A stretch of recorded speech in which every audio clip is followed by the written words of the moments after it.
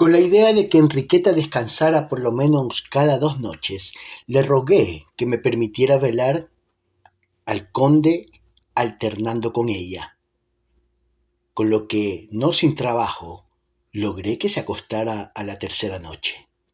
Cuando todos los habitantes del castillo dormían, oí en el cuarto de la condesa un gemido. Dominado por la curiosidad, entré en su cuarto y la vi arrodillada frente a un crucifijo a tiempo que decía: Dios mío, si ese es el precio de un lamento, no me volveré a lamentar en mi vida. Volvióse al oírme entrar y me preguntó: ¿Le abandona usted? No, pero la oí llorar y tuve miedo. Me encuentro bien, me dijo. Queriendo asegurarse de que su esposo dormía, bajamos y aproximamos al lecho un quinqué.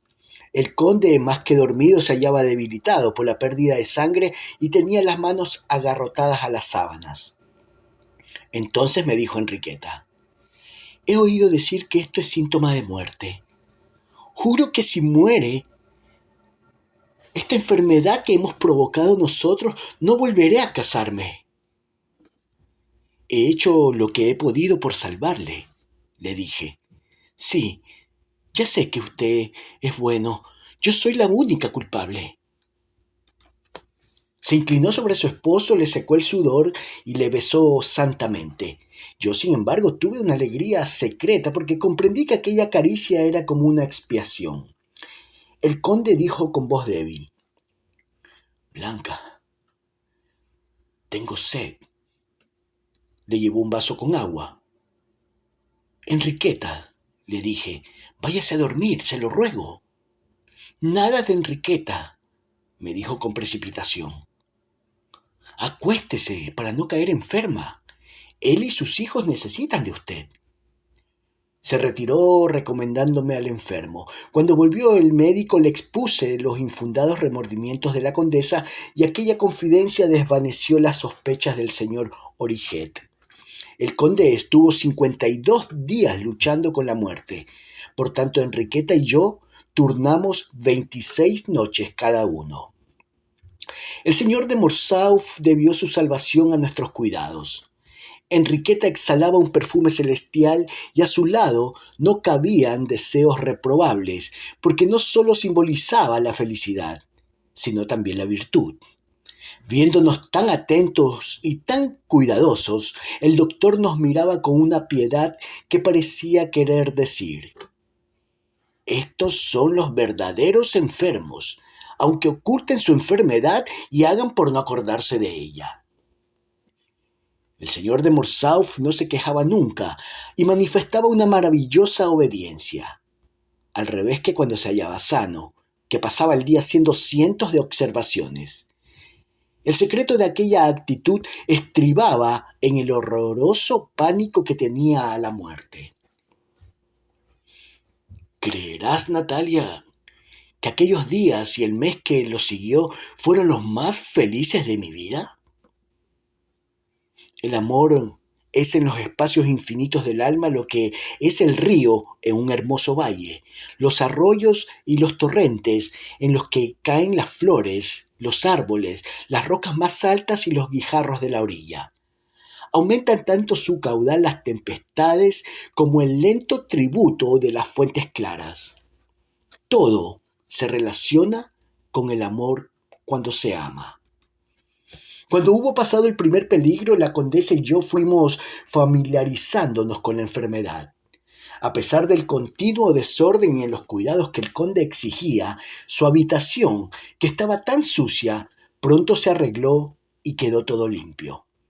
Enseguida nos encontramos como dos personas abandonadas en una isla desierta, porque no solamente aíslan las desgracias, sino que imponen silencio a las mezquinas conveniencias sociales. Por otra parte, el interés del enfermo nos obligaba a tener muchos puntos de contacto que ninguna otra circunstancia había autorizado. ¿Cuántas veces se encontraron nuestras manos al prestar algún cuidado al conde? ¿No estaba yo obligado a ayudar a Enriqueta? Frecuentemente obligada por una necesidad como la del soldado que está de centinela, se olvidaba de comer, y entonces yo le servía el alimento, que tomaba deprisa. Era una escena de niños al borde de una tumba entreabierta. Yo le daba los medicamentos que aliviaban al conde y me confiaba otras pequeñas tareas. Mientras fueron pasando los primeros días en que la intensidad del peligro ahogaba las sutiles distinciones que caracterizaban los hechos de la vida ordinaria, se despojó Enriqueta de esa especie de decoro que todas las señoras, hasta las más sencillas, observan en las palabras y en las miradas cuando no están solas, y que no es más que la afectación del descuido.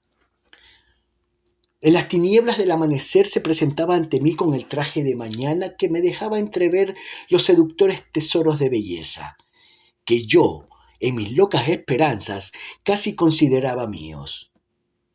Y aunque se mantuviese altiva y majestuosa, no por eso dejaba de ser familiar. Por otro lado, mientras duró el peligro, éste quitó toda significación apasionada a las interioridades de nuestra íntima unión. Y cuando hubo reflexionado, le pareció que quizá fuera un insulto el cambiar de maneras. Nos fuimos, pues, familiarizando insensiblemente con la situación y se mostró noblemente confiada, tan segura de mí como de sí misma. Fui penetrando más en mi corazón y la condesa volvió a ser mi Enriqueta, que se hallaba obligada a amar más a quien hacía esfuerzos por ser su segunda alma. Muy pronto no tuve que esperar su mano, que siempre abandonaba la primera mirada de súplica, pudiendo igualmente contemplar con embriaguez las bellas líneas de sus formas en las largas horas que velábamos el sueño del enfermo. Las pequeñas voluptuosidades que nos concedíamos, las tiernas miradas, las palabras dichas en voz baja para no despertar al conde, los temores, las esperanzas dichas y repetidas, en fin, los 1000 acontecimientos de la fusión de almas separadas durante largo tiempo se desataban sobre las dolorosas sombras del cuadro que nos rodeaba. En aquella prueba terrible a la que no suelen resistir los afectos más vivos, que perecen bajo el hábito de verse de continuo y que se paran sintiendo la cohesión constante en que se encuentra, posada o ligera la carga de la vida, llegamos a conocer por completo nuestras almas. Ya sabes los estragos que produce la enfermedad del jefe de una familia. Qué paralización en los negocios, qué desorden en todo. Parece que la vida, turbada en él, entorpece los movimientos de la familia y de la casa. Aunque todo se hallaba a cargo de la condesa, el señor de Morcerf era necesario, al menos para las exteriores relaciones. Él era el que hablaba con los arrendatarios, cobraba las rentas y se entendía con los agentes de negocios, pues él era el cuerpo, como la condesa el alma. Me constituí en su mayordomo para que pudiera cuidar al conde sin ningún peligro para sus intereses. Ella aceptó mis servicios de la forma más sencilla, sin darme siquiera por ello las gracias. Aquellos cuidados repartidos, aquellas órdenes transmitidas en su nombre, fueron una comunicación más entre los dos. Por las tardes en su habitación hablábamos con frecuencia de los niños y de intereses, y aquellas conversaciones fomentaban la esperanza de nuestro efímero matrimonio. ¿Cómo me dejaba Enriqueta hacer el papel del marido, ocupar su lugar en la mesa y dar instrucciones al guarda? El conde, anulado por la enfermedad, no ejercía la menor influencia en su mujer, y la condesa, dueña de sí, pudo hacerme objeto de sus cuidados. ¡Qué alegría experimenté al descubrir en ella el pensamiento de revelarme el valor inapreciable de su persona y de sus cualidades, haciéndome conocer el cambio notable que en ella se operaría si tuviera la suerte de ser comprendida! Aquella flor, cerrada incesantemente en la fría atmósfera del hogar, se abría al influjo de mis miradas y solo para mí, y había en ella tanta complacencia al desplegarse que era imposible no ver la secreta influencia del amor. Hasta en los más insignificantes detalles de mi vida me demostraba que yo estaba siempre en su pensamiento. La mañana en que había pasado la noche al lado de la cabecera del enfermo, me acostaba tarde. Se levantaba Enriqueta antes que las demás personas del castillo, imponiendo a todos el silencio más absoluto. Magdalena y Santiago se iban a jugar lejos. Empleaba la condesa todas las supercherías imaginables para tener el derecho de poner la mesa para mí. Y después me servía con movimientos alegres, con las mejillas llenas de rubor y temblándole la voz.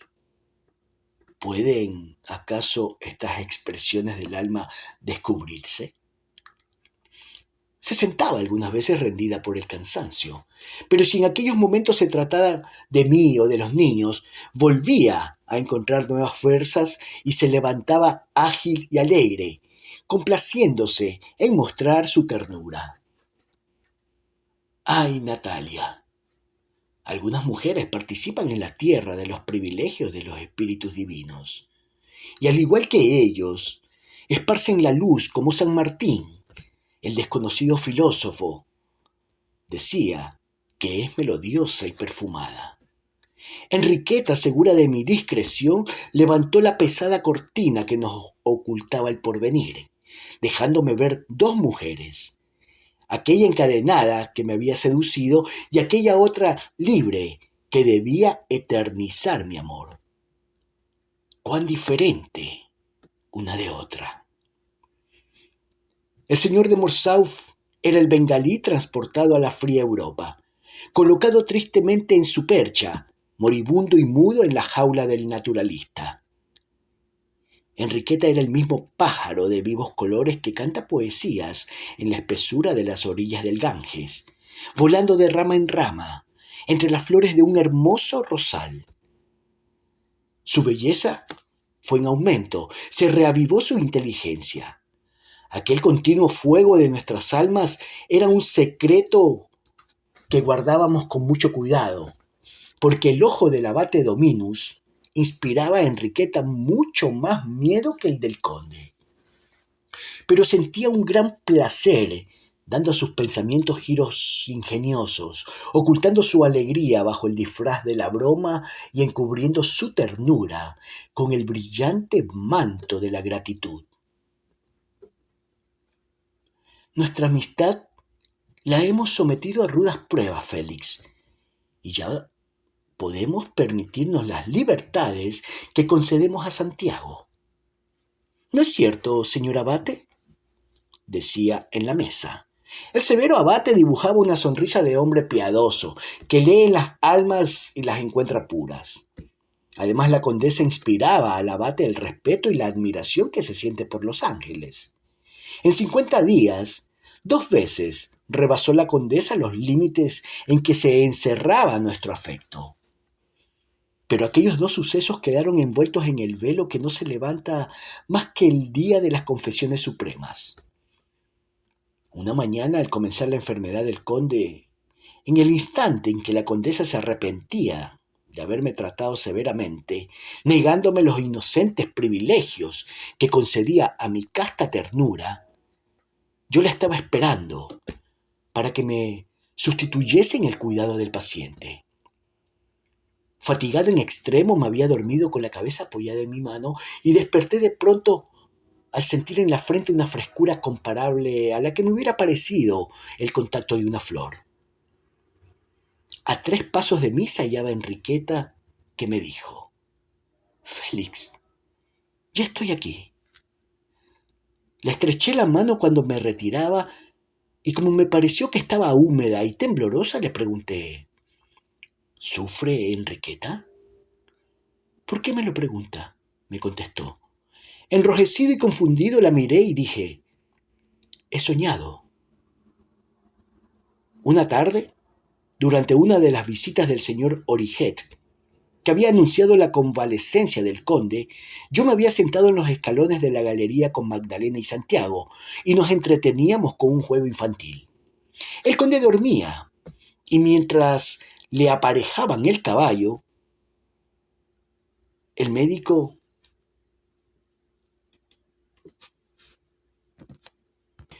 El conde dormía, y mientras le aparejaban el cabello, el médico hablaba en el salón con la condesa en voz baja. El señor Origet se marchó sin que yo le viese, y cuando lo hubo acompañado, Enriqueta se apoyó en la ventana desde la que nos contempló durante largo rato, sin que nosotros nos hubiéramos dado cuenta. Era una tarde de esas cálidas en que el cielo toma cobrizos matices y el campo envía mil confusos rumores. Agonizaba el último rayo de sol en los tejados, perfumando las flores del ambiente y oyéndose a lo lejos el sonido de los cencerros del ganado que regresaban al establo. El silencio de aquella hora nos había dominado y poníamos cuidado en sofocar nuestros gritos por no despertar al señor de Morsauf. Oí de repente la contracción de un suspiro violento reprimido. Llegué corriendo al salón y hallé a la condesa sentada en el hueco de la ventana con el rostro cubierto por un pañuelo. Reconoció mis pisadas y con un ademán me hizo seña de que la dejase sola. Me acerqué con el corazón penetrado de dolor y a pesar de su resistencia retiré el pañuelo. Estaba llorando.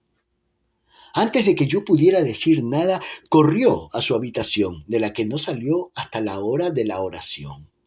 La llevé a la terraza y le rogué me confiara la causa de su emoción, pero afectando la más encantadora alegría, la justificó con la buena noticia que le había dado el señor Origet.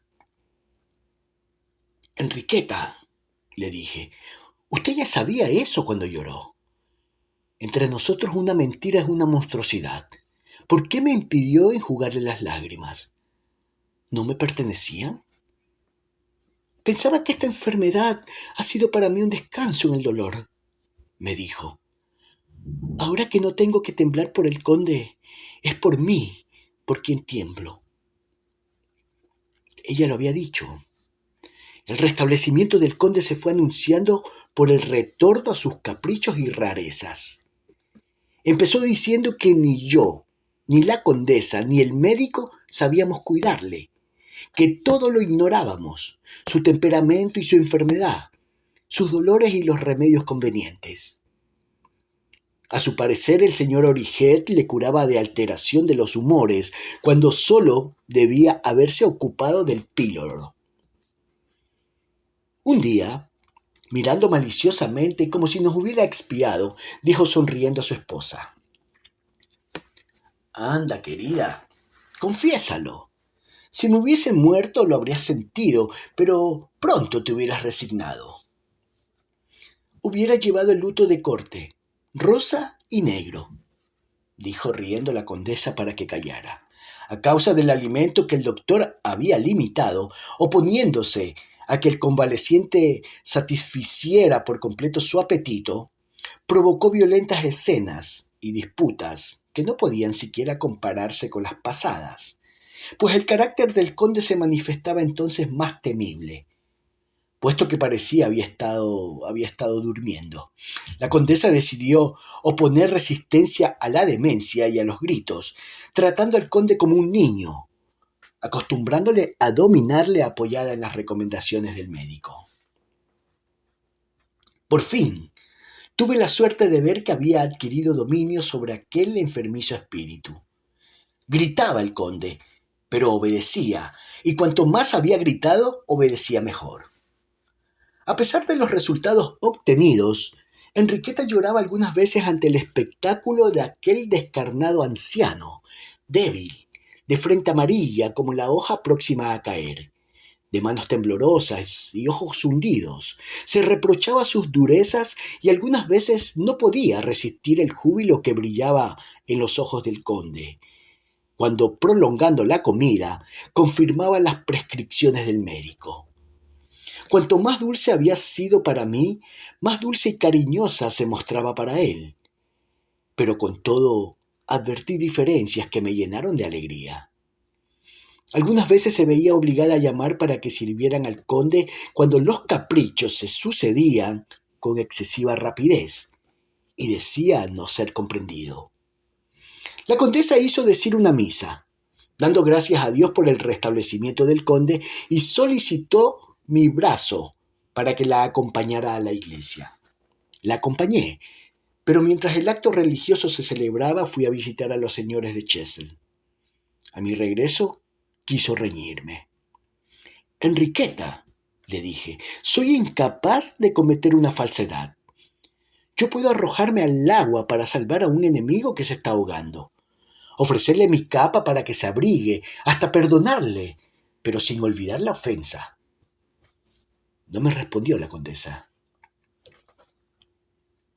Usted es un ángel y puede dar gracias a Dios, añadí. La madre del príncipe de la paz fue salvada de las manos del populacho furioso que intentaba asesinarla, y cuando le preguntó la reina, ¿qué hacía usted entre tanto?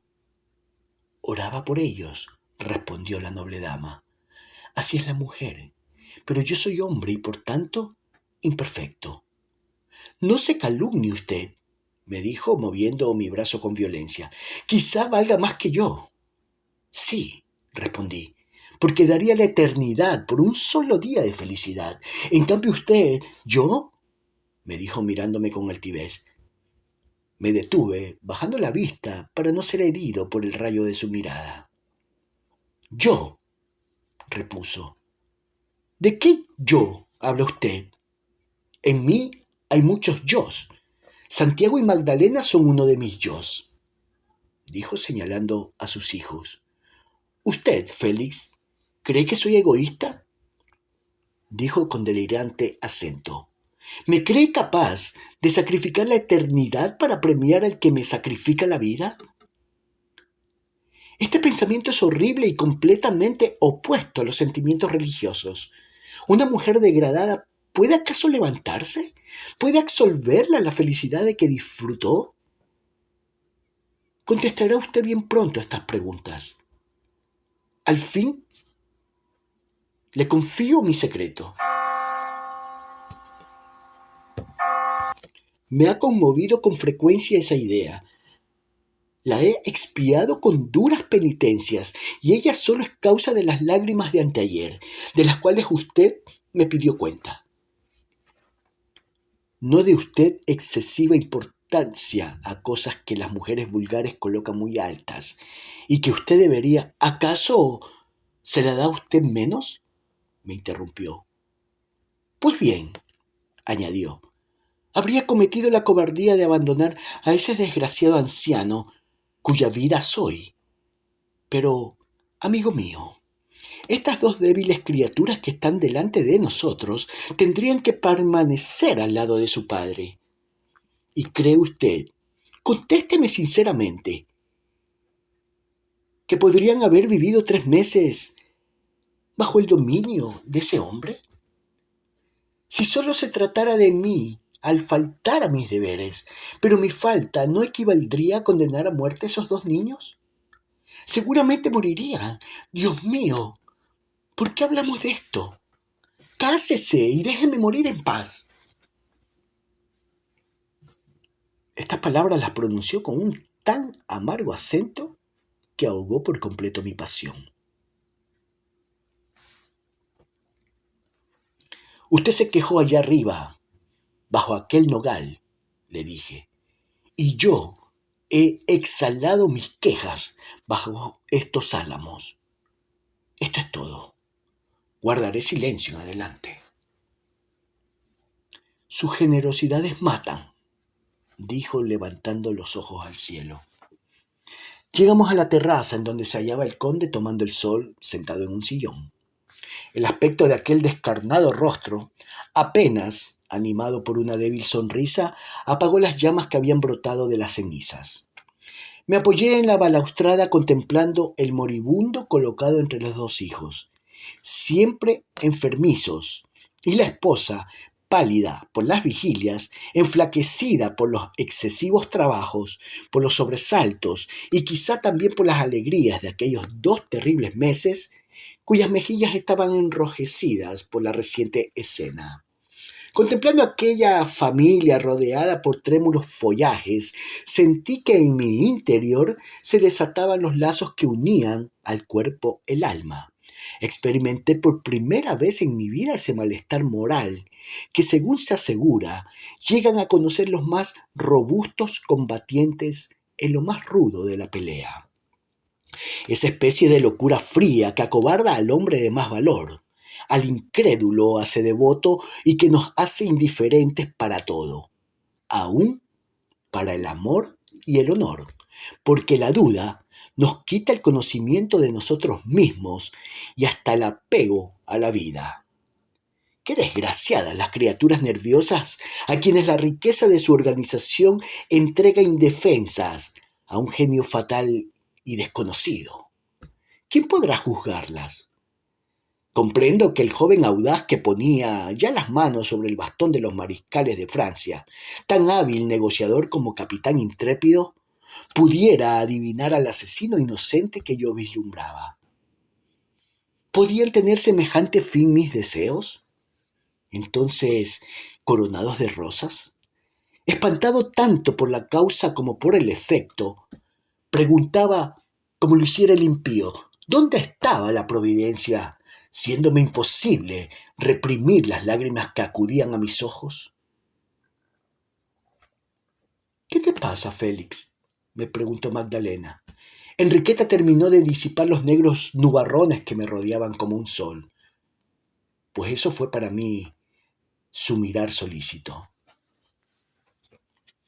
En aquel momento llegó el picador, llevándome de Tours una carta que me hizo dar un grito de sorpresa. Aquella carta estaba sellada con el timbre real. El rey me llamaba. Di la carta a Enriqueta, que la leyó. «Se marcha», dijo el conde. «¿Qué será de mí?», murmuró Enriqueta. Cuando nos quedamos solos, le rogué me confesara su pensamiento. «No tengo ninguno», me contestó. Luego me llevó a su gabinete, me hizo sentar en el sofá, abrió un cajón del tocador y, arrodillándose, me dijo: «Vea los cabellos que se me han caído en un año. Son suyos, se los doy. Algún día sabrá cómo y por qué». Posé con enternecimiento mis labios en su frente. Ella me preguntó con su voz más dulce y melodiosa: «¿No me odia ya?». Partí cuando anochecía. Enriqueta me acompañó un rato por el camino de Fraspel. Nos detuvimos al llegar al nogal. Yo se lo enseñé y le dije cómo la había visto desde allí 4 años antes. «Qué hermoso cataba entonces el valle», le dije. «¿Y ahora?», preguntó. «Ahora está usted junto al nogal y el valle es nuestro». Nos despedimos. Enriqueta subió a su coche con su hija y yo subí al mío. Trabajo apremiante absorbió un París mi atención. A la señora de Morsauf continuaba enviándole mi diario todas las semanas. Mi pasión, que evocaba la época de los caballeros andantes, fue, no sé de qué forma, conocida. En los salones aristocráticos se me hacía objeto de una molesta atención. Las mujeres se mostraban benévolas conmigo y la sociedad amable. Después del matrimonio del duque de Berry, la corte había recuperado su Fausto. La ocupación extranjera había cesado y se reanudaron las fiestas francesas. A los 5 meses de haber abandonado Clochegourde, en pleno invierno, Enriqueta me escribió una carta en la que me comunicaba la noticia de que su hijo estaba grave y que, aunque fuera de peligro, el médico había ordenado que se adoptaran grandes precauciones en lo referente al pecho. Palabras estas que habían oprimido su corazón de madre. Apenas Santiago había entrado en la convalecencia cuando le tocó el turno a Magdalena. Abatida por la fatiga que le había causado la enfermedad de su hijo, la condesa se encontraba sin fuerzas para cuidar de la pequeña. Por otra parte, estaba sometida a la tiranía del conde, que aprovechándose de las circunstancias, había recuperado el terreno perdido. He aquí lo que me decía. Cuando necesito toda mi fuerza para cuidar de mis hijos, ¿cómo la he de emplear en defenderme de mi esposo? Me fastidia la vida. Ningún golpe puede herirme cuando veo inmóvil en la terraza a mi Santiago, cuya vida parece habérsele concentrado en los ojos, hundidos en el rostro como los de los ancianos. ¿Cómo puede herirme, repito, ningún golpe si veo a Magdalena antes tan linda y cariñosa, delgada y débil, mirándome de una manera que parece que va a darme el último adiós? A pesar de mis esfuerzos, me es imposible distraer a mis hijos. Los dos me sonríen, pero es a fuerza de mimos. El señor Morcerf reina en señor y dueño en Clochegourde. Debe usted, amigo mío, amarme mucho para amarme todavía. En aquellos momentos mi alma vivía dentro de la suya. Una de esas ilustres señoras británicas que son casi soberanas. Era inmensamente rica y estaba casada con uno de los ancianos más influyentes en su país. Tenía todas las condiciones necesarias para que su belleza destacase y fue el ídolo del día.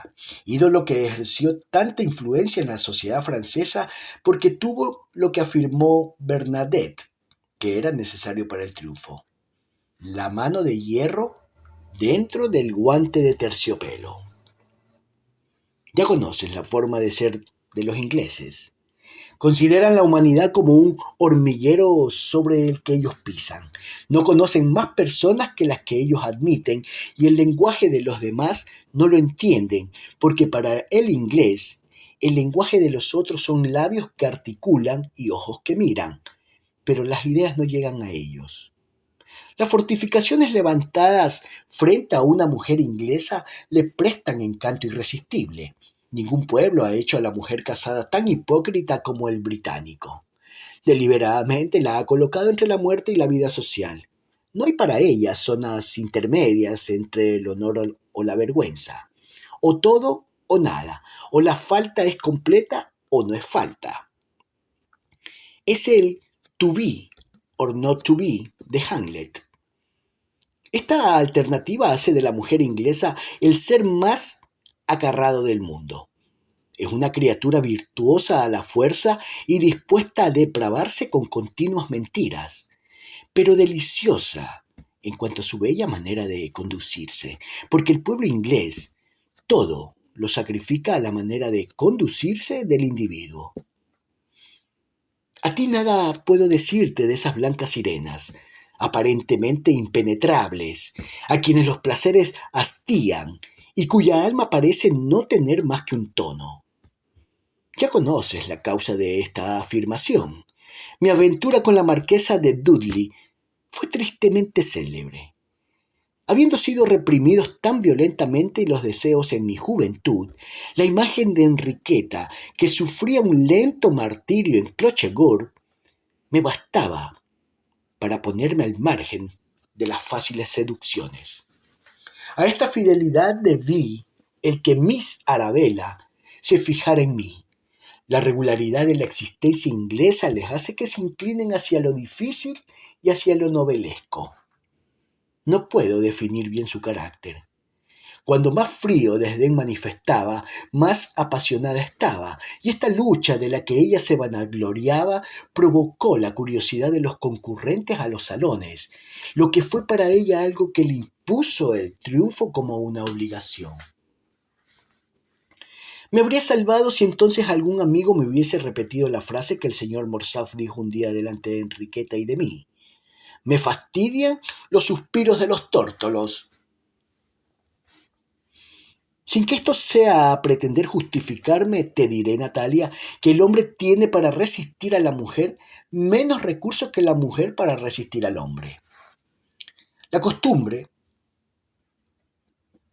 prohíbe toda brutalidad de represión que en vosotras son, por el contrario, imán para el amante, y que además os están impuestas por las sociales conveniencias. Aunque me defendiera mi pasión, mi edad no era la más a propósito para resistir a la triple seducción del orgullo, de la belleza y del afecto. Cuando Lady Arabella me hacía en un baile objeto de los homenajes que recogía por su belleza y por su elegancia, y me espiaba para ver si su vestido o su peinado eran o no de mi gusto, sentíame emocionado. Se mantenía además en un terreno en el que la huida me era imposible. No me era imposible rechazar las invitaciones que me hacía el centro diplomático. Su rango elevado hacía que los dueños de la casa la sentaran junto a mí en la mesa. A veces me decía, si yo fuera amada como la señora de Morsauf, lo sacrificaría todo. Sin dejar de reír me proponía las condiciones más humildes y una absoluta discreción, rogándome que le permitiera amarme. Un día dejó escapar estas palabras. Seré su amiga siempre y su amante cuando usted lo desee. Por último, para conseguir su objeto, utilizó mi carácter leal. Sobornó a mi ayuda de cámara y una noche me la encontré en mi casa. Este rasgo de la dama fue conocido en Inglaterra y la aristocracia inglesa quedó consternada. Lady Dudley se rió de la indignación británica. Aquella dama esbelta y delicada tenía una organización de hierro. Su fuerza era tal que ningún hombre podía rendirla en la lucha, ni había quien pudiera, a caballo, darle alcance. Disparaba a los ciervos sin detener su carrera. Su cuerpo no sudaba nunca. Aspiraba el fuego de la atmósfera y vivía en el agua. Su deseo marchaba como el Simón del desierto. ¿Qué diferencia tan enorme había entre esta mujer y aquella otra que suspiraba en Clochegourde? ¿No has reflexionado nunca, Natalia, acerca del sentido de las costumbres británicas? Inglaterra es materialista sin saberlo. Tiene pretensiones religiosas, pero le falta espiritualidad divina y alma católica. Posee la ciencia práctica de la vida, pero le da tal monotonía que convierte a los hombres en máquinas. El amor de aquella inglesa era un amor horriblemente ingrato, amor que se ríe de los cadáveres que ocasiona, amor cruel que se parecía en cierto punto a la política inglesa, que aprisiona a la mayoría de la humanidad. El problema era este. El nombre se compone de materia y de espíritu. La animalidad en él termina donde lo angelical empieza. De ahí la lucha que sostenemos entre el destino presentido y los recuerdos de anteriores instintos. La lucha entre el amor carnal y el amor divino. Si además de esto se tienen en cuenta las repulsiones y las afinidades, si juzgas errores a las esperanzas de los que las ven fallidas, debes tener indulgencia para los seres a quienes la sociedad juzga impiadadamente. Lady Arabella satisfacía los vicios y las virtudes de la materia vil de que estamos formados y era la querida del cuerpo, mientras la señora de Morsauf era la amante del alma. El amor que satisface la querida tiene límites, porque la materia es finita. Por tanto, en París y en compañía de Lady Dudley, notaba a veces en el corazón un gran vacío. El alma, por el contrario, es infinita y por consiguiente mi amor era en Clochegourde ilimitado. De todas formas, amaba. apasionadamente a la inglesa, pero como a quien mi alma adoraba era a Enriqueta. Si por la noche me estremecía el placer, por la mañana me invadían las lágrimas. Hay mujeres que saben ocultar los celos bajo una capa de bondad y suelen ser las que, como Lady Dudley, han cumplido ya los 30 años. Estas saben calcular y exprimir perfectamente los goces del presente, pensar en el porvenir y sofocar el dolor de la herida como el cazador que no se da cuenta de ella mientras su carrera dura. Sin necesidad de nombrar a Enriqueta, procuraba destruirla en mi alma.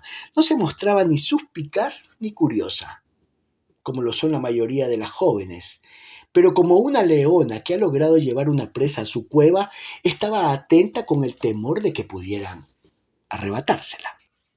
Yo escribía en su presencia a Enriqueta y a ella no se le ocurrió nunca leer ni una sola de las líneas que le dirigía.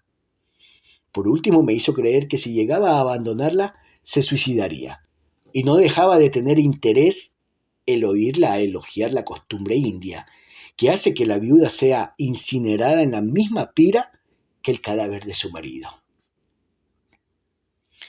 Aunque esta práctica indostana sea solamente un privilegio de las clases nobles, me decía, los europeos no llegarán nunca a comprenderla. ¿Cómo conocerán los plebeyos que la sangre que corre por mis venas no es igual a la suya, sino muriendo de una manera distinta que ellos? En la India la mujer, a quien no hayan mecido en una cuna de oro, puede adquirir chales, perfumes, diamantes y palacios, pero no puede morir junto al ídolo que en vida eligieron. Es una marca de aristocracia esto de someter la vida y la muerte a un hombre. Es como robarle un derecho al Todopoderoso. Esa grandeza no puede ser asequible a las mujeres vulgares que no conocen más caminos que el recto de la virtud o el tortuoso de la cortesanía. El orgullo la inducía a hablar halagando todas las vanidades y deificándolas, elevándome de esta manera tanto y rindiéndome un tan apasionado culto que no podía vivir más que a mi lado. Todas las seducciones de su espíritu las reflejaba en su sumisión de esclava. Era capaz de pasarse un día entero apoyado en mis rodillas, esperando la hora del placer, como la odalisca de un serrallo, adelantándose con hábiles coqueterías, pero afectando esperarlas pacientemente. No puedo describir los 6 meses de goces que me proporcionó aquel amor. Aquellos placeres fueron como una súbita revelación de la poesía de los sentidos. El lazo fuerte con que las mujeres sujetan a los hombres más jóvenes que ellas. Este lazo fuerte es como el nudo en la garganta del ahorcado, que deja en él una señal indeleble. Lazo que no deja nunca de servirse a la manera de un alcohol que embriaga el sentido. Saboreando estas voluptuosidades en las que había antes soñado sin conocerlas y que la unión de las almas hace 1000 veces más ardientes, no me faltaban sofismas para justificarme ante mi propia conciencia.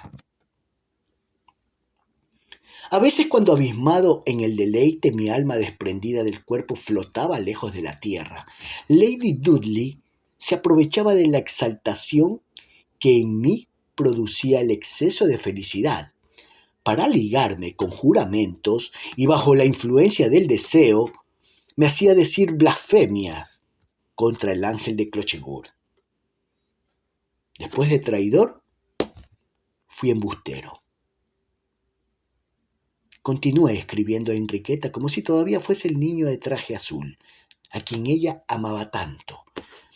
Pero he de confesarte que su facultad de doble vista me hacía estremecer al pensar en el desastre que la menor indiscreción podía causar en el castillete de mis esperanzas.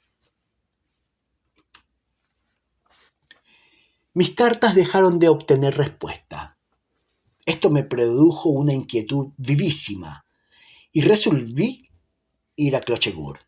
Se lo comuniqué a Arabella, y ésta no se opuso al viaje, pero con la mayor naturalidad me manifestó su deseo de acompañarme a Turena.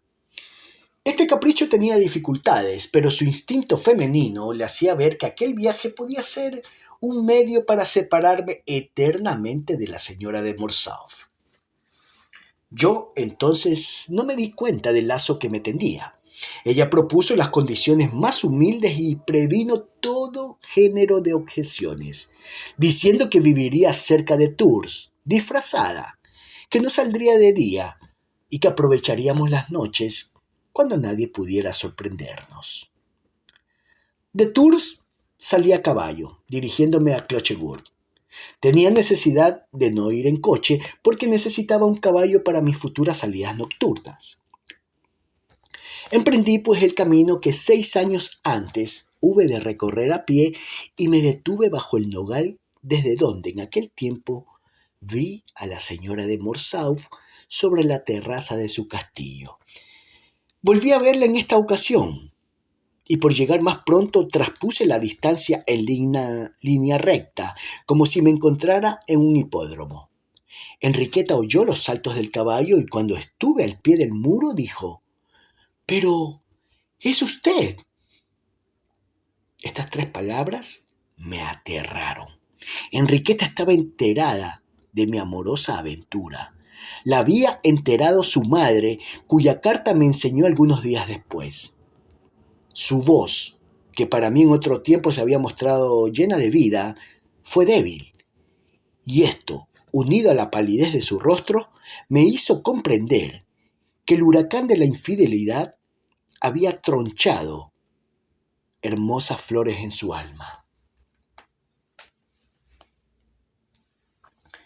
Hice entrar mi caballo por la puerta y la condesa, mi caballo por la puerta y la condesa, que había descendido, le elogió diciendo: «Hermoso animal». Había cruzado los brazos para no tenerme que dar la mano. «Voy a anunciarle su llegada a mi esposo», dijo, alejándose. Le dejé que marchara, contemplándola siempre noble y majestuosa, llevando en la frente en forma de arruga el sello de una amargura, y con la cabeza inclinada como el lirio excesivamente cargado de rocío. «Enriqueta», exclamé. No se volvió, ni siquiera a decirme que no tenía derecho a seguirla llamando con aquel nombre. En el inmenso valle en el que el día del juicio final han de verse humanidades y humanidades reducidas a polvo, podré considerarme pequeño, pero nunca tanto como ante aquella forma blanca que subía la escalinata del castillo de Clochegourde. Maldije a Arabella con tal saña que de haberla alcanzado mi maldición hubiera caído muerta. A ella, que todo lo había abandonado por mí. Quedé lleno de pensamientos confusos, sin considerar por todas partes la grandeza de su dolor. La gente del castillo salió corriendo a mi encuentro. El niño corría con la agilidad de sus pocos años. Magdalena acompañaba a su madre. El señor de Morsauf se acercó a mí tendiéndome los brazos y estrechándome en ellos, me besaba las mejillas diciéndome: «He sabido que le debo a usted la vida, Félix». La condesa se volvió de espaldas aparentando enseñar mi caballo a Magdalena, que se hallaba asombrada. «A Félix, mirad cómo son las mujeres», dijo el conde.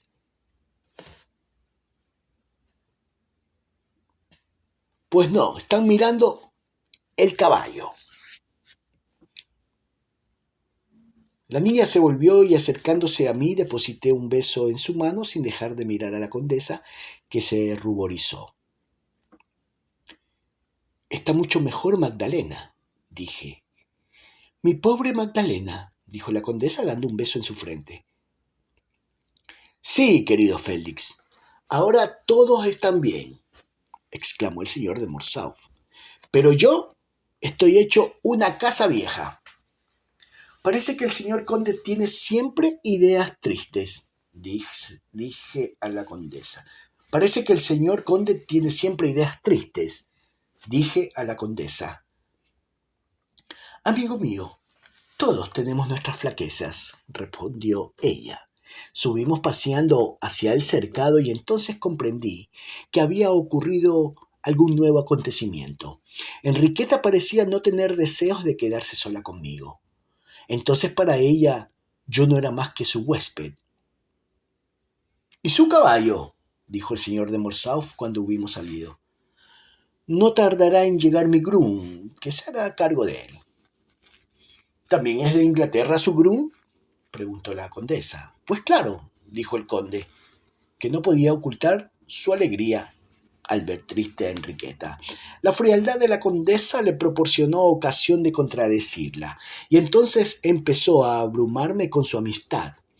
Entonces me di cuenta de lo fastidiosa que es la amistad del marido de la mujer amada. Querido Félix, me dijo el conde, estrechándome las manos con verdadero afecto, tiene usted que perdonar a mi esposa. Las señoras son siempre caprichosas. Su debilidad las disculpa y nunca tienen la igualdad de humor que nos da la fuerza de carácter. Ella le tiene a usted mucha estimación, yo lo sé, pero... En tanto el conde seguía hablando, la condesa fue alejándose poco a poco de nosotros para así dejarnos solos. Félix, me dijo el conde en voz baja mientras miraba a la condesa alejarse en dirección al castillo, acompañada de sus dos hijos. Yo no sé lo que pasa en el alma de la condesa, pero hace ya 6 semanas que no es la misma que era. Tan bondadosa y abnegada como antes era, hoy está llena de rarezas. Más tarde supe por Manette que a la condesa le abatía una insensibilidad tan grande que ni siquiera se daba cuenta de las importunidades del conde. Como éste no encontraba dónde clavar sus dardos, se había vuelto inquieto como un niño. En tal estado tenía necesidad de un confidente, como el verdugo necesita quien le ayude. Procure usted interrogar a la condesa, me dijo después de una pausa. Siempre tienen las mujeres secretos para los maridos, pero puede que a usted le revele el secreto de sus tristezas. Sacrificaría gustoso la mitad de lo que me queda de vida y la mitad de mi fortuna, con tal de verla feliz. La necesito tanto. Si a mi vejez no tengo ese ángel a mi lado, seré el hombre más desgraciado de la tierra. Y tengo deseos de morir tranquilo. Dígale usted que no tendrá que sufrirme durante mucho tiempo, querido Félix, porque sé que he de morirme muy pronto. Oculte a todo el mundo esta fatal verdad, porque no quiero afligirles con anticipación. Por fin he descubierto la causa de mi enfermedad. La sensibilidad me mata. El centro gástrico está dañado por todas las afecciones. Según sus teorías, le dije sonriendo, los hombres de corazón mueren de una enfermedad al estómago. Félix, no se burle usted, porque es cierto cuanto le estoy diciendo. Las penas demasiado vivas exageran el juego del gran simpático, y esta exaltación de la sensibilidad mantiene en constante irritación la mucosa del estómago. Si este estado continúa, da lugar a perturbaciones, que en un principio son insensibles en las funciones digestivas. Se alteran las secreciones, se dirige mal y se pierde el apetito. Luego ocasionan punzantes dolores que de día en día van agravándose. Más tarde es completa la desorganización, como si estuviera mezclado con la alimentación un veneno lento. Se espesa la mucosa, las válvulas del píloro se endurecen y se forma un escirro que llega a producir la muerte. Yo he llegado a este extremo, amigo mío. Prosigue la induración sin que nadie pueda detenerla. No tiene usted más que ver mi cutis amarillento, mis ojos brillantes y secos, mi exagerada extenuación. Es que me voy desecando. ¿Qué le voy a hacer? Traje de la emigración esta enfermedad. He sufrido tanto. Podía el matrimonio haber reparado los males de la emigración, pero lejos de calmar mi ulcerada herida, la ha reavivado. ¿Qué es lo que he encontrado en él? Mis hijos me ocasionan constantes alarmas, disgustos domésticos, rehacer una fortuna, economías que yo imponía a mi esposa y que me han hecho sufrir mucho. Este secreto no se le confiaría a nadie más que a usted. Pero mi mayor pena me la ocasiona la condesa, porque aunque es un ángel, no llega a comprender. Contraría todos mis dolores, pero yo la perdono. Esto es horrible decirlo, amigo mío, pero una mujer menos virtuosa que la condesa me habría hecho feliz, prestándose a consuelos que Blanca no imagina, porque es inocente como una niña. A esto puede usted añadir que los criados me atormentan, porque son tan estúpidos que no comprenden nada de lo que les digo.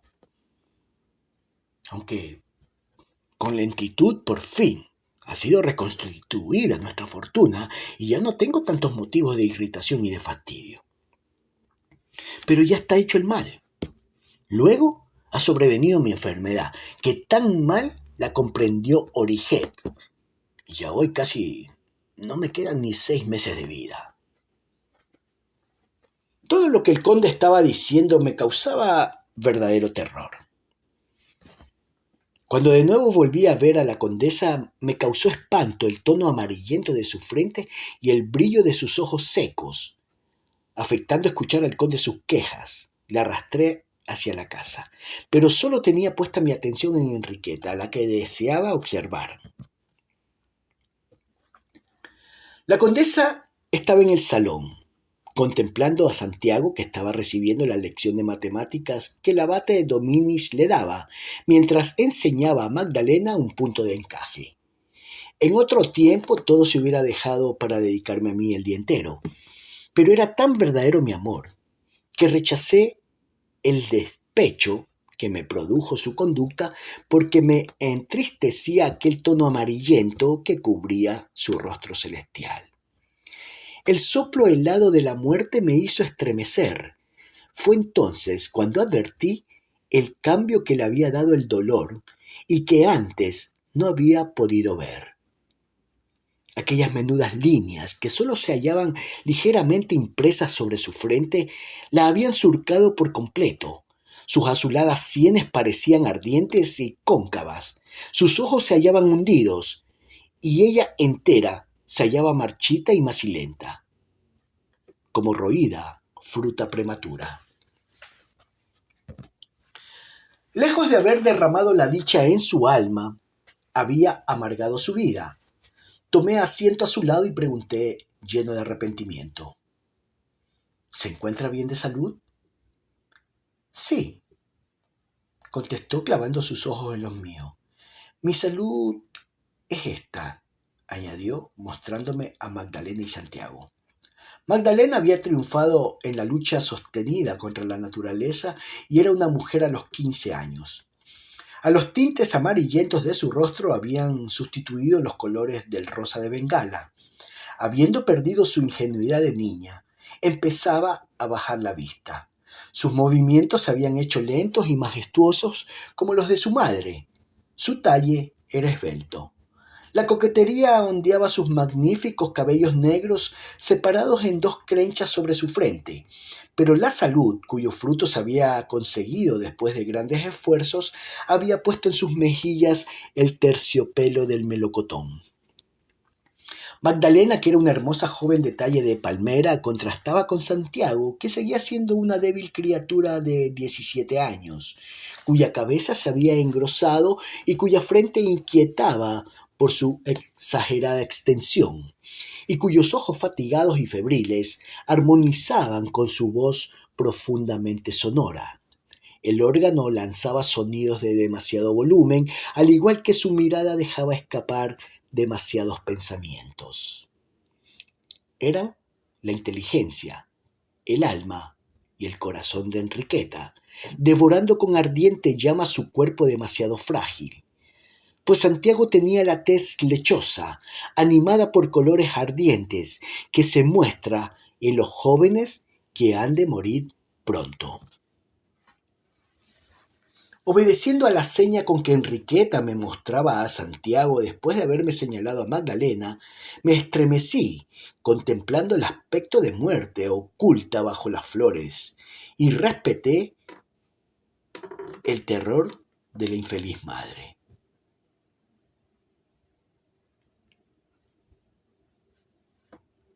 La alegría impone silencio a mis dolores al verles así, me dijo con la mirada llena de júbilo maternal. Igual que mi tranquilidad desaparece cuando están enfermos. Mi buen amigo, si otros afectos nos traicionan, los sentimientos así recompensados, los deberes cumplidos y coronados por el éxito, compensan cualquier decepción sufrida. Santiago llegará a ser como usted, un hombre virtuoso e instruido. Como usted será el honor de su país. Quizá gobierne algún día, ayudado por usted, que estará colocado a gran altura. Pero he de procurar que sea fiel a sus primeros afectos. Magdalena ya tiene un corazón sublime y tendrá la abnegación de la mujer y su graciosa inteligencia. Y como es altiva, será digna de los Lenoncourt. Su atormentada madre en otro tiempo hoy se siente feliz. Ya lo está usted viendo. Dios hace florecer las alegrías en el seno de los afectos. Honrados y llenos de amargura las afecciones a que me arrastra una peligrosa inclinación. Muy bien, dijo alegremente el abate. El señor vizconde ya sabe tanto como yo. Cuando terminó su demostración matemática, el niño tosió ligeramente. Pero hoy ya tiene bastante, querido abate, dijo conmovida la condesa. Nada de química. Vete a dar un paseo a caballo y ten mucha prudencia, hijo mío. Y diciendo esto se dejó besar por su hijo con la digna voluptuosidad de las madres, con los ojos vueltos hacia mí, como para insultar mis recuerdos. Aún no me ha contestado usted, le dije, siguiendo con la vista a Santiago. ¿Siente usted algún dolor? Sí, algunas veces me duele el estómago. Si viviera en París, gozaría de los honores de la gastritis, que creo es allí la enfermedad de moda. Mamá sufre con mucha frecuencia, dijo Magdalena. ¿Le interesa a usted mi salud? Dijo Enriqueta. La niña nos miraba a uno y otro, sorprendida de la ironía con que la condesa había pronunciado estas palabras, mientras yo aparentaba mirar las flores bordadas en el sofá verde del salón. Acercándome a su oído, le dije: es insufrible esta situación. ¿Es que he sido yo quien la ha provocado? Me contestó. Y añadió, afectando esa falsa alegría con que suelen las mujeres recrudecer la venganza. Francia e Inglaterra no son siempre enemigas. Eso lo sabe Magdalena. Y también sabe que un mar tempestuoso y frío separa a las dos naciones. Los búcaros de la chimenea habían sido reemplazados por candelabros, quizá para no proporcionarme el placer de llenarlos de flores. Luego llegué a verlos en su habitación. Salí a dar orden a mi criado que acababa de llegar. Traía algunos objetos que quería tener en mi habitación. Félix, no se equivoque usted, me dijo la condesa. La antigua habitación de mi tía ahora la tiene Magdalena. Su habitación es la que está encima de la que ocupa el conde. Todas estas palabras eran otras tantas puñaladas dirigidas con frialdad a las partes más sensibles, y que la condesa parecía elegirlas para herir. No son absolutos los sufrimientos morales. Están en razón de la delicadeza de las almas, y Enriqueta había recorrido con dureza esta escala de dolores. Por tanto, la mujer más bondadosa, cuanto mejor ha sido, será más cruel. Yo incliné la cabeza mirándola. Fui a mi habitación, que era muy bonita y que estaba tapizada de verde. Allí no pude contener las lágrimas. Enriqueta me oyó y vino a traerme un ramo de flores. ¿No puede usted, Enriqueta, perdonar la más disculpable de las faltas? Enriqueta no existe ya. No vuelva usted a llamarme de ese modo. Es la señora de Morsauf. Ahora encontrará usted siempre una amiga que le escuchará y amará. Más tarde hablaremos, Félix. Si aún conserva alguna ternura para mí, deje que me acostumbre a verle, y cuando haya adquirido un poco de valor y no me desgarre el corazón las palabras, entonces... Y señalando el Indre, que se deslizaba a lo lejos, añadió: ¿Ve usted ese valle? Me hace daño, porque aún le amo. Oh, que muere Inglaterra y todas sus mujeres. Presentaré mi dimisión al rey y quiero morir aquí, perdonado. No, debe usted amar a esa mujer. Enriqueta ya no existe. Ya sabía usted que no se podía jugar así. Descubriendo en sus últimas palabras toda la extensión de su herida, se retiró. Corriendo tras ella la detuve diciendo: ¿No me ama usted ya? Usted me ha hecho mucho más daño que todos los demás juntos. Hoy sufro menos, por tanto, es que le amo menos. Tenga usted juicio y no aumente mi dolor, y si sufre, piense que yo vivo. Retiró su mano que yo había cogido y escapó rápidamente atravesando el corredor donde se había desarrollado esta escena para mí tan trágica. Ya en la mesa el conde me hizo sufrir un verdadero suplicio. ¿Está en París la marquesa Dudley?, preguntó. No, respondí confuso. ¿Entonces en Tours?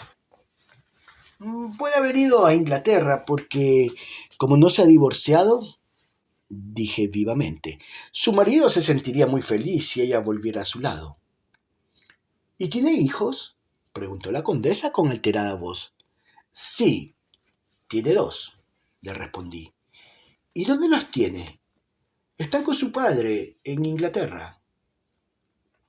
Vaya, Félix, diga usted francamente, ¿es tan bella como dicen?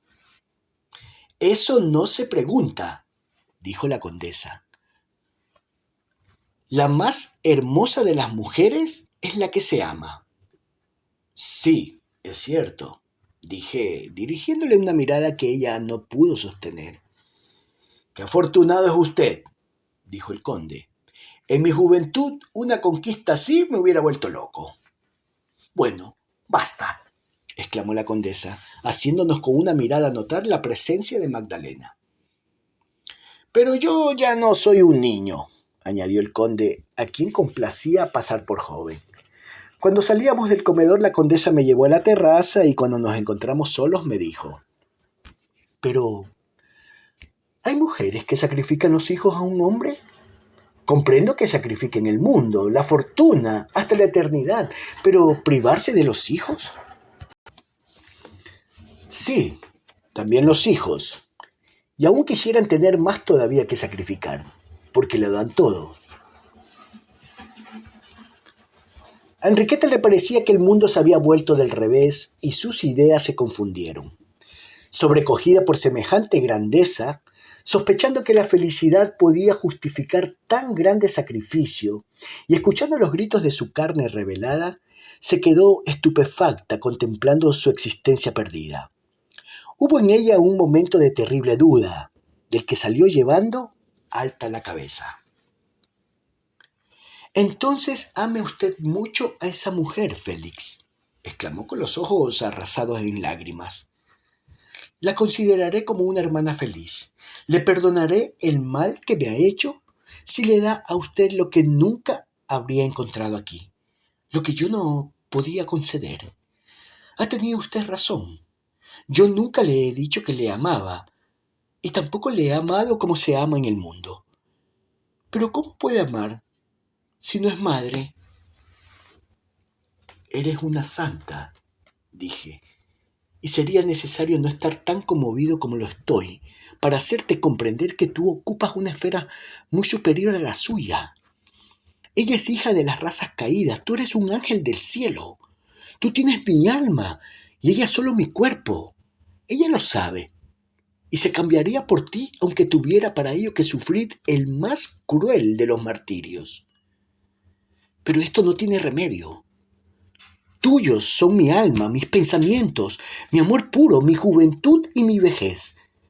Son de ella los deseos, los placeres de la fugaz pasión.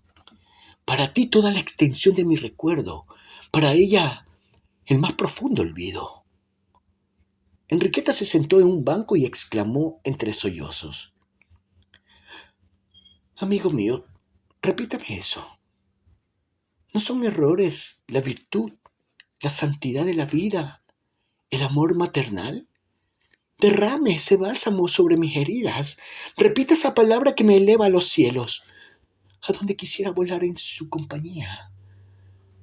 Bendígame con una mirada, con una palabra sagrada, y le perdonaré todas las penas que estoy sufriendo desde hace 2 meses.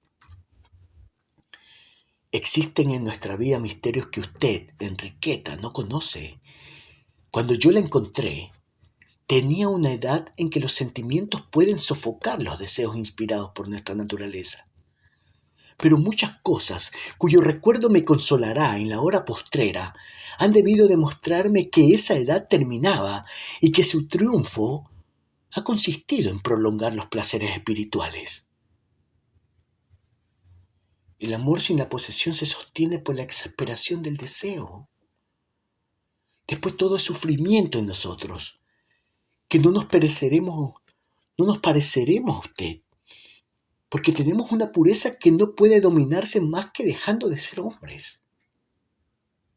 El corazón se devora a sí mismo, privado del alimento que le nutre, y siente un agotamiento que no es la muerte, pero que llega a ocasionarla. No se puede engañar durante mucho tiempo a la naturaleza, y despierta con una energía semejante a la locura al menor accidente. No he amado, pero en el desierto de mi vida he tenido sed y la he satisfecho. En el desierto de su vida, dijo, abarcando con un ademán de amargura el valle. ¿De qué forma razona? No tienen los fieles tanto talento. Mi alma no ha vacilado, Enriqueta, pero no he sido dueño de mis sentidos. Esa mujer sabe que solo a ti amo. Sabe también el papel tan secundario que representa en mi vida. Sabiéndolo se resigna. Puedo dejarla como a una cortesana. Y después ella me ha dicho que se matará. Dije creyendo dar una sorpresa a Enriqueta, pero se sonrió de una forma muy expresiva al oír esto. Si tuvieras en cuenta mis resistencias, comprenderías y disculparías mi fatal... ¿Fatal? Sí. Creía demasiado en usted. Creía que podía tener la virtud del sacerdote y del señor Morsauf, dijo, dando a su voz el acento punzante del epigrama. Todo ha terminado, siguió diciendo después de una pausa. Amigo mío, le debo mucho.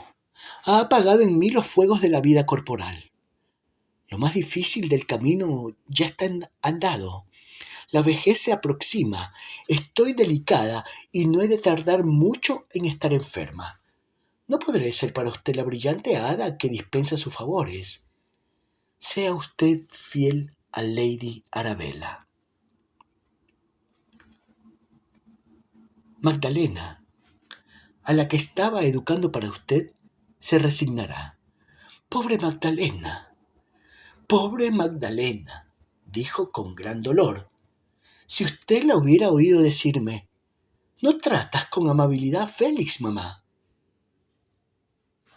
Me contempló a la luz de los rayos del sol poniente que se deslizaban atravesando el follaje y dejándose arrastrar por los recuerdos del pasado. Nuestros ojos iban del valle al cercado y de las ventanas de Clochegourde a Fraspel. Aquella fue su última voluptuosidad. Esta interesante escena para nosotros nos produjo una gran melancolía. Enriqueta dio crédito a mis palabras y comprendió que yo la llevaba a los cielos. Félix, amigo mío, obedezco a Dios porque en todo advierto su poderosa mano, me dijo. Hasta más tarde no comprendí la profundidad de esta frase. Lentamente subimos a la terraza, se apoyó resignada en mi brazo, sangrando, pero con sus heridas vendadas. Es una contradicción la vida humana, me dijo. ¿Qué es lo que ha hecho el señor de Morsauf para merecer la suerte que está disfrutando? Esto nos demuestra la existencia de un mundo mejor. Desgraciados los que se quejan por haber caminado por el buen sendero. Entonces empezó a considerar la vida en sus distintas fases, que sus fríos cálculos me revelaron el disgusto que le ocasionaban las cosas terrestres. Al llegar a la gradería soltó mi brazo y dijo, si Dios nos ha dado el sentimiento y el deseo de la felicidad, ¿no debe dar satisfacción a las inocentes almas que no han encontrado más que aflicciones en este mundo?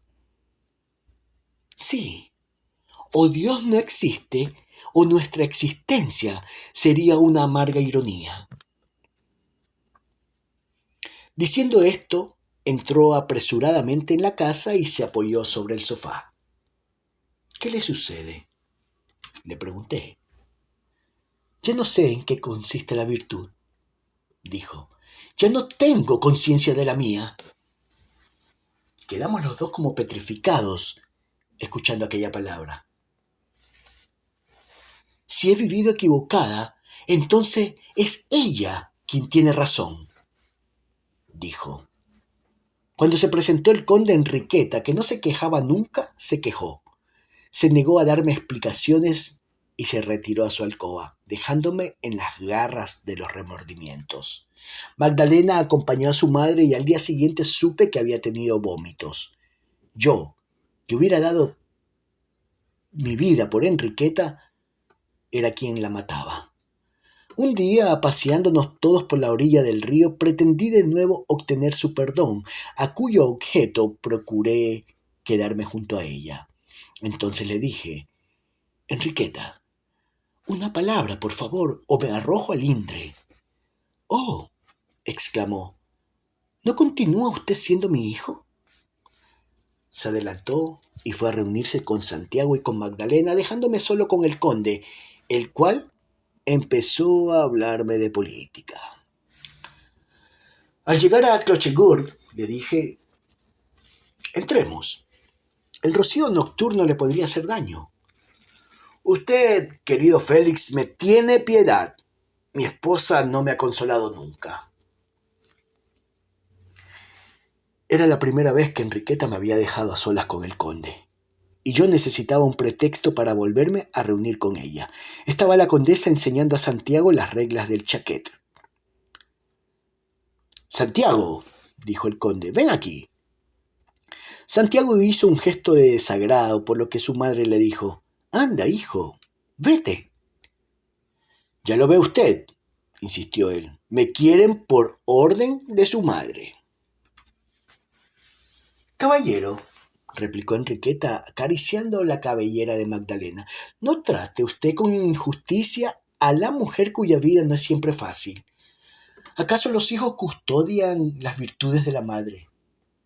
A lo cual arguyó el conde. Eso quiere decir que si no fuera por los hijos, las mujeres dejarían de ser virtuosas y engañarían a los maridos. La condesa se puso en pie bruscamente y salió con Magdalena a la galería. El conde, cogiendo por la mano a su hijo, se encaminó hacia donde estaba su esposa. Mirándola furiosamente, le preguntó, ¿su salida significa que he cometido un desatino? Por el contrario, caballero, su reflexión me ha hecho daño. Si la virtud no consiste en sacrificarse por los hijos y por el marido, ¿qué cosa es la virtud? El sacrificio, respondió el conde. Vamos, responda. ¿Qué es lo que usted ha sacrificado por sus hijos y por mí? A lo que repuso Enriqueta.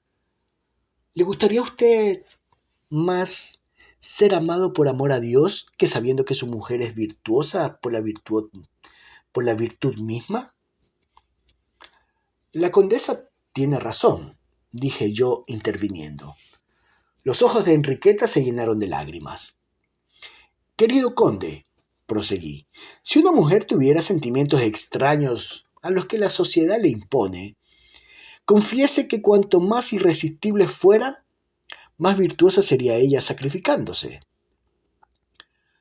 Una mano ardiente se posó en la mía y la estrechó en silencio. Tiene usted un buen corazón, Félix, me dijo el conde, y rodeando el talle de su mujer la llevó hacia sí para decirle: querida mía, perdona a un enfermo que tal vez pretende que le quieran más de lo que se merece. Hay corazones generosos, respondió Enriqueta.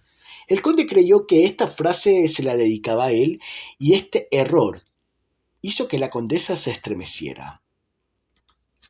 Se le cayó la peineta y se puso pálida. Su marido, que la sostenía, la sintió desfallecer. La levantó y la condujo al sofá del salón donde la rodeamos. Enriqueta conservó su mano en la mía como queriendo significarme que solamente nosotros conocíamos el secreto de aquella escena. Cuando el conde nos dejó solos para ir a buscar un vaso de agua de azahar, me dijo: reconozco que he sido cruel con usted. Tiene usted una bondad que solamente yo puedo apreciar. Eso es así, le repliqué, porque todo lo noble y todo lo grande que hay en mí proceden de usted. Regresó el conde. Ella se levantó y dijo: me encuentro ya bien, no necesito más que aire. Salimos todos a la terraza. Enriqueta se había apoyado en mi brazo y lo oprimía contra su corazón. Deseaba seguramente quedarse a solas conmigo, pero su imaginación femenina no le sugería ningún pretexto para alejar al conde y a los niños. Hace mucho que no paseo en coche, dijo a su esposo. Ordena que enganchen e iré a dar una vuelta por el campo. Sabía que antes de la oración no eran posibles las explicaciones y temía que al conde se le ocurriera jugar al chaquet. A lo lejos se oyó el tañer de una campana que anunciaba el Ángelus y la condesa se estremeció.